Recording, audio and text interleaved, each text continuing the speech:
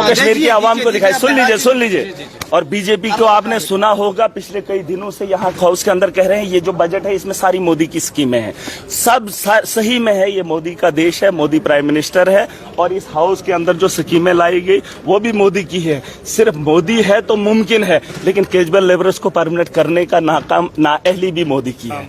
यहाँ पर एसपीओज की जो बात, उनका जो यहाँ पर अजाला नहीं हो रहा है उसका जिम्मेदार भी मोदी है। एसपीओ जो फार्म नहीं भर सकते हैं, जिनको नरेगा में काम नहीं मिल सकता है, जो तनख्वाह नहीं ले रहे हैं लेकिन गवर्नमेंट मुलाजिम है बिना पैसे के, उसका जिम्मेदार भी मोदी जी है। हाउस के अंदर जो अच्छे काम होंगे उसका क्रेडिट मोदी जी को। क्या ये क्रेडिट नहीं जाना चाहिए? नौजवान परेशान है, इलीगल माइनिंग हो रही है, माफिया है, हमारे लोगों को जो है माइनिंग नहीं करने देते। मैंने कहा आज माइनिंग को जो है लीगलाइज किया जाना चाहिए और छोटे छोटे हिस्सों में जो है वहां के लोकल्स को जो है उसका टेंडर दिया जाना चाहिए।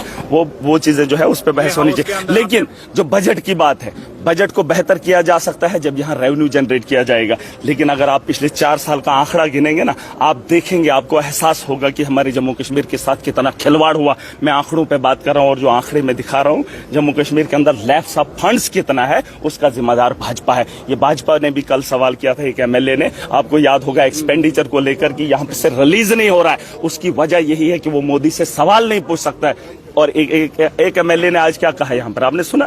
कहा चिनाब का पानी जम्मू के लोगों की जरूरत है, लेकिन जल जीवन में उस चिनाब के पानी को उठा नहीं पाए। ऐसे ऐसे सवाल, ये बेहुदा सवाल करते हैं और महराज की बातों पे सवाल खड़े करते हैं कि ये छोटा आदमी है। मैं आम आदमी पार्टी से हूँ, मैं जितना भी हूँ जम्मू कश्मीर की बेहतरी के बारे में सोच सकता हूँ, ठीक है। और ये जो है आवाम के सामने पेश किया जाना चाहिए।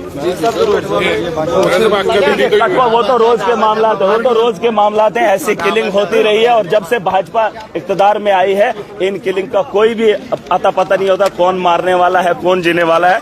और ये इन्हीं के हाथ में। ये सवाल बीजेपी वालों से पूछा जाए तो बेहतर होगा। उमर साहब ने भी यही सवाल पूछा था कि अगर हमारा डिप्टी चीफ मिनिस्टर, उसको इजाजत नहीं है जाने की, तो एक अपोजिशन के लीडर को वहां जाने की इजाजत किसने दी? तो ये तामझाम इन्हीं के हाथ में है, पुलिस इनके हाथ में, यहाँ होम मिनिस्ट्री इनके हाथ में। और ये सवाल इनसे पूछ लीजिए। और अगर कैजुअल लेबरर्स के लिए हम बजट में नहीं आया, नौजवानों के लिए बजट में नहीं आया, क्योंकि ये सारा जो बता रहे हैं मैनिफेस्टो जो बजट है, उस बजट में मोदी को गिनाते हैं। तो ये भी पूछ लीजिए इसमें कि मोदी जी के बजट में कैजुअल लेबरर्स को 10 साल से परमानेंट क्यों नहीं मिले, और उसके अलावा नौजवानों के बारे में बात क्यों नहीं हुई? ये सवाल उन्हीं लोगों से।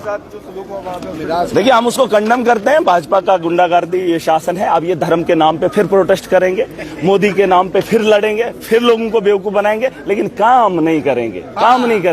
काम की बात करो। बजट पे हमने बात की, इन्होंने क्या कहा? हमने 370 तोड़ा, हमने पाकिस्तान को सबक सिखाया। इसके अलावा है इनके पास ऑप्शन? इनको बोलो बजट पे मेरे साथ बहस करें, मैं इनको गिनाऊंगा। मैंने 4 साल का आंकड़ा आवाम के सामने रखा है कि लैप्स कितना हुआ है इनके दौर में, जब इनका एलजी था, जब इनका मोदी था। इनकी मंशा थी जम्मू कश्मीर को भिखारी स्टेट बनाना, यहाँ के लोगों को भीख मांगने पे मजबूर करना। पैसा लैप्स करवाया और हर साल उसके जो है हम रोज प्रपोज करते रहे, पैसा डालते रहे और आज इस हालत में खड़ा किया। जो काम 1 साल में होना था उसे मोदी ने 20 साल तक होने नहीं दिया। जम्मू कश्मीर के हालात ये पिछले 3-4 महीने से ये हादसे हो रहे हैं।